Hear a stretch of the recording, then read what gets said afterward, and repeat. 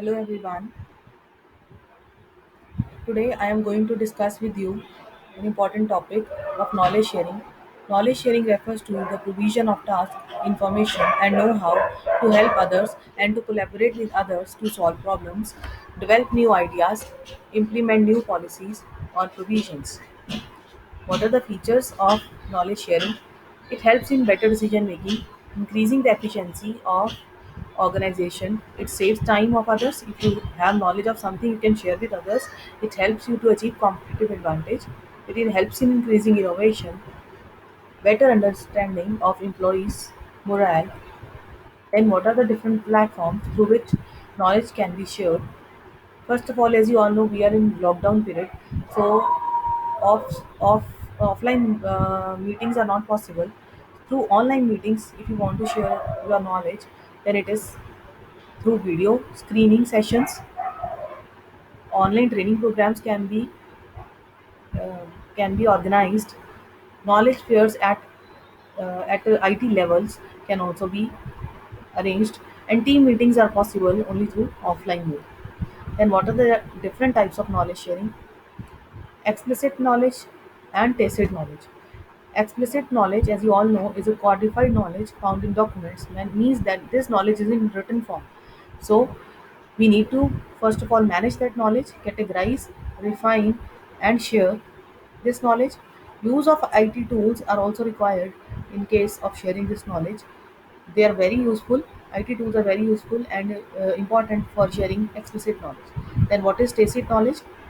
Tacit knowledge is that knowledge resides in the mind of individual. It can be managed through common practices, project teams, informal networks, mentoring of employees, and use of IT tools in this type of knowledge is indirect. You can organize online sessions through which employees and managers can be encouraged to share their knowledge. Then, what is the process of knowledge sharing? First of all, define your call to action. Means first of all, you need to decide what you are going to share. Then, create a share strategy. How you are involving the employees and other levels of personnel to share their knowledge. Then there should be an organizational audit. Next one is to communicate the results throughout your organization.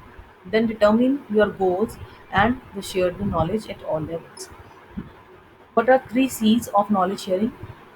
That is very important in all the organizations. Every organization that needs to achieve the goal of ultimate knowledge sharing means they should have a good corporate culture among themselves. Employee feel free to share their knowledge, and there is competition also. Then third one and last one is commitment of personnel towards organization. Means they should keep their organizational goals in coincidence with their individual goals and help this helps organization in sharing of knowledge at all levels. Last and the most important, what are the rule of IT tools in knowledge sharing? Students, as you know, without use of information technology in today's era, we can't do anything.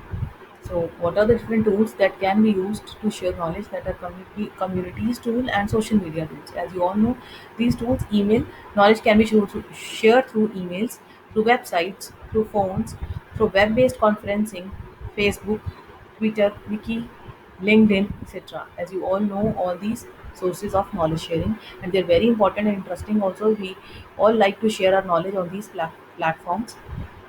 Thank you.